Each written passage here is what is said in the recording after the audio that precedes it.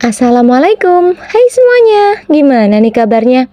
Semoga sehat-sehat selalu ya. Oke, jumpa lagi sama video keseharian aku, video sederhana dari aku. Jadi ini tuh kegiatan aku di kampung mertua. Pagi-pagi masih gelap, aku udah jemurin baju aja. Dan untuk nyucinya itu setelah subuh ya. Di sini tuh udara dan airnya dingin banget teman-teman. Ya karena kan emang dataran tinggi ya. Sengaja aku nyucinya pagi-pagi karena nanti siang itu pasti bakalan banyak orang yang rewangan. Jadi daripada nanti siang nggak kecuci, mendingan buru-buru aja, masih subuh aku nyuci. Tapi untungnya cucian aku tuh nggak banyak ya. Nah ini aku singkat aja ya, udah selesai ngejemurin bajunya. Dan nggak kerasa juga ternyata udah mulai terang. Padahal tadi kan pas mulai masih gelap ya. Emang bener-bener waktu itu berasanya cepet banget. Apalagi kalau dinikmatin. Oke, setelah selesai ngejemurin baju, ini aku nengokin ke dapur, ada teteh-teteh aku yang lagi masak. Untuk bagian masak-masak aku nggak mau ikutan ya. Soalnya kan mau dimakan orang banyak, takut aja nanti nggak enak kalau masakan aku. Jadi ya udah aku serahkan aja pada ahlinya. Terus kalau aku ngapain? Ya mau males-malesan dong. Canda ya teman-teman. Enggak kok, tenang aja, aku tetap beraktivitas. Sebelum mulai beberes, ini aku kasih lihat suami aku yang lagi diurut atau dipijat. Jadi mertua aku ini tuh tukang urut ya, bisa ngurut anak, dewasa, sampai yang kayak kecelakaan juga gitu bisa diurutnya. Maksudnya tuh yang keseleo-keseleo gitu. Terus sering bantu orang lahiran juga. Karena selama di kota, kita itu nggak pernah yang namanya pijit-pijit ataupun urut sama orang. Jadi kalau mau urut ya nunggu pulang kampung. Buat warga Waigendot, Karangwaringin, Karangsambung, Tanjung Raja, pasti udah banyak banget kan yang kenal sama mertua aku ini. Namanya itu Ibu Umiana, tapi orang-orang sini sering manggilnya itu Mimi atau Umi. Mungkin nih ya, hampir semua bayi di sini itu lahirnya dibantu sama Mimi aku. Kalau di kampung sini tuh dukun beranak masih penting banget ya teman-teman. Tapi tetap aja pas lahiran mah harus didampingin sama bidan. Terus nih ya, setiap hari kalau nggak ada acara pasti ada aja orang datang yang ngejemput Mimi buat minta tolong mijit. Ya semoga aja ibu mertua aku atau Mimi selalu sehat dan panjang umur biar bisa ngebantu banyak orang, amin. Oh ya, bukan cuma suami aku aja yang diurut, aku sama Sanum juga itu diurut. Karena kan badan kita itu pada pegel semua ya setelah perjalanan jauh dari Tangerang sana. Walaupun di rumah ini kan lagi sibuk, lagi mau ada acara, tapi ya masih sempet aja ngurut kita.